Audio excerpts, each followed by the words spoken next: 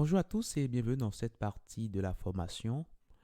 Au lieu d'être obligé de mettre 127.0.0.1 2.8000, si je veux éviter de mettre le 2.8000, je peux utiliser le port par défaut du web. C'est-à-dire si on ne met rien du tout, on ne met pas le port, eh bien par défaut, c'est le port 80 qui est utilisé quand il s'agit des applications web. Donc je peux tout de suite revenir ici. Alors je nettoie tout ceci, hein. Allez, je ferme ça, je nettoie tout ceci et je peux simplement faire php artisan serve-h pour voir la documentation là-dessus. Donc on me dit que si je utilise serve, je peux ajouter des options. Mais quand on parle d'options, c'est optionnel, c'est-à-dire je ne suis pas obligé, hein, d'indiquer, hein, les options, mais si je le mettais, eh bien cela va tout simplement améliorer, hein, tout simplement, voilà, apporter plus de précision, hein, dans le serveur qui sera créé. Alors ici, le host, c'est tout simplement le serveur qu'on veut créer, hein, le nom de ce serveur-là qu'on va préciser. Mais si on ne met rien, par défaut, ce sera 127.0.0.1, ce qui est notre cas ici. Donc, comme on n'a pas précisé de serveur, eh bien, ça prend ceci. Donc, cette adresse IP pointe tout simplement vers notre machine. OK, c'est tout. Donc, ça, c'est bon. Maintenant, le port ici, si on ne précise pas, ben, par défaut, c'est le port 80 qui est utilisé. Nous, ce que nous allons faire, c'est de préciser pour dire, écoute, nous ne voulons pas lancer sur le port, n'importe quel port, mais nous voulons lancer sur le port 80. Donc, si nous faisons cela, notre application sera lancée, c'est bien le cas ici, mais cette fois-ci sur le port 80. Et je vous ai dit que le port 80 n'est pas obligatoire de le mentionner. Donc, si vous ne mettez rien ici dans votre navigateur, lui considère que c'est le port 80, tout simplement. C'est là bien la raison pour laquelle ici, bien que j'avais mis 80 tout à l'heure, lui l'a effacé. Donc, si je mets ça, automatiquement, le navigateur l'efface automatiquement parce qu'il considère que par défaut, c'est le port 80. Par contre, si c'est un autre port, par exemple, je suppose que j'ai lancé sur le port 81, par exemple, alors là, je suis obligé de le mettre explicitement. Okay? Je dois mettre 2.81 pour pouvoir observer mon application. Et là, vous voyez que le 81 est resté là. Donc, pour ne pas avoir tout le temps à écrire le port, vous allez certainement me permettre cela, de lancer sur le port 80. Parfait. Donc, une fois que cela est fait, ça veut dire que là, je ne suis plus obligé de mettre mon port et tout va quand même se passer correctement. Parfait. Maintenant, une autre chose à indiquer ici, je peux nettoyer encore tout ça. C'est quoi?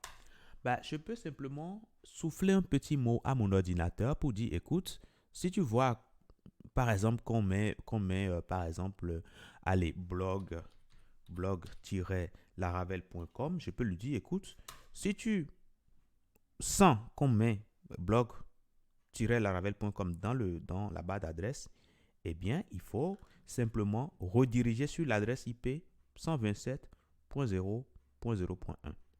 Hein? C'est-à-dire, ce que cette adresse est censée nous afficher, si on te met ceci, eh bien, il faut nous afficher ce que 127.0.0.1 est censé t'afficher. Et ça, on peut lui indiquer cela au niveau des paramètres. Donc, vous venez sur votre ordinateur, hein, vous allez sur ce PC et vous allez sur le disque C. Une fois sur le disque C, vous allez sur Windows. Après, vous allez sur système 32. Donc, je descends ici, système 32. Après ça, vous allez sur Drivers. Donc, là, j'ai Drivers ici. Et après ça, j'ai ETC. Je vais là-dedans. Et là, j'ai ici Host. Ce host-là, je peux rapidement l'ouvrir. Allez, je choisis ici mon éditeur de code pour l'ouvrir. Là, je vois ici mon host qui est ouvert. Parfait. Donc, qu'est-ce que je vais dire? Je vais dire que lorsque on détecte cette adresse-là, c'est-à-dire blog-laravel, je vais simplement indiquer qu'il faut simplement rediriger sur 127.0.0.1. Hein, exactement comme ce que nous avons indiqué ici, hein, ce qu'on a indiqué là, qui nous a permis d'accéder à notre application. Parfait. Donc, une fois que je l'indique ici, je peux mettre un peu d'espace hein, pour que mon document soit bien lisible. Et c'est tout. Alors, je vais sauvegarder en tant qu'administrateur. Et une fois que cela est fait, attendez, le point qui est là doit disparaître. Le point, voilà, le point blanc qui était là n'est plus là. Donc, ça dit que mon fichier est bien enregistré. Je peux fermer cela.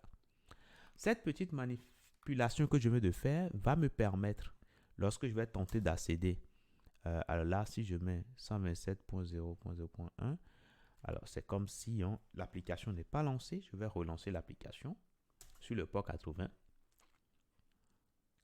Alors, une fois que l'application sera lancée, si je reviens ici, j'actualise. Normalement, je dois avoir mon application, voilà, l'affichage qui est attendu sur le port ça. Enfin, pardon, sur l'adresse IP ça. Je sais que ceci va directement rediriger ce qui devait s'afficher pour ceci. C'est la configuration que j'ai réalisée tout à l'heure. J'actualise ici et là, vous voyez que tout se passe bien. Mais là encore, j'insiste que cette manipulation qu'on a réalisée, c'est sur notre ordinateur en local. Si vous donnez cette adresse-là à votre copain ou bien à votre ami pour essayer, il n'aura pas ce que nous voyons ici. Puisque là, c'est vraiment une configuration en local. Plus tard, un peu vers la fin de la formation, on va voir comment aller payer un nom de domaine, comment mettre son site Laravel en ligne. Et c'est en ce moment peut-être que vous allez donner le nom de domaine à quelqu'un pour regarder. Hein? Sinon, aujourd'hui, si vous donnez à quelqu'un, ça ne passe pas. Ça, je tenais quand même à préciser cela. Mais c'est quand même tout de même très bien pour nous, étant donné qu'en mode développement, on n'aura pas à mettre chaque fois 127.0.0.1. Voilà, là, on a un nom qu'on pourra directement taper, blog-laravel.com et systématiquement, ça doit nous afficher ce qu'on est censé voir à l'écran. Moi, je l'ajoute directement dans mes favoris. Vous pouvez venir sur favoris ici et l'ajouter. Moi, je l'ai déjà fait. Donc, voilà, vous pouvez l'ajouter sans problème. Ça vous permet, lorsque vous allez démarrer un projet systématiquement, vous cliquez là-dessus et automatiquement, ça s'ouvre pour vous. Et ce que nous venons de faire là, cette manipulation très petite, si minime qu'on vient de faire, va fonctionner pour les routes qui sont déjà définies. Donc, on a dit que sur la racine, on fait ceci, c'est bien ce qui est fait. On a dit qu'on peut aller sur Hello. Donc, je peux mettre ici, allez, je peux mettre /Hello. Si je mets ça, alors systématiquement, ça doit m'afficher ce qui est attendu ici. Mais là, c'est parfait. Nous avons dit également que Hello peut prendre des paramètres. Donc là, je peux mettre ici un petit paramètre. Je mets ici Amélie. Et là, si je fais ça, normalement, on doit voir ici Hello Amélie. Et c'est bien ce qui est fait ici. C'est parfait.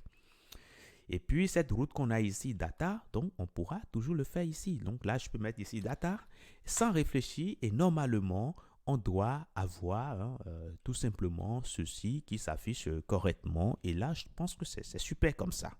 Super. Donc, voilà un tout petit peu comment on peut faire les configurations DNS au sein de notre machine afin de disposer d'une adresse d'un autre domaine en local et pouvoir travailler avec. Je vous dis merci et à tout de suite.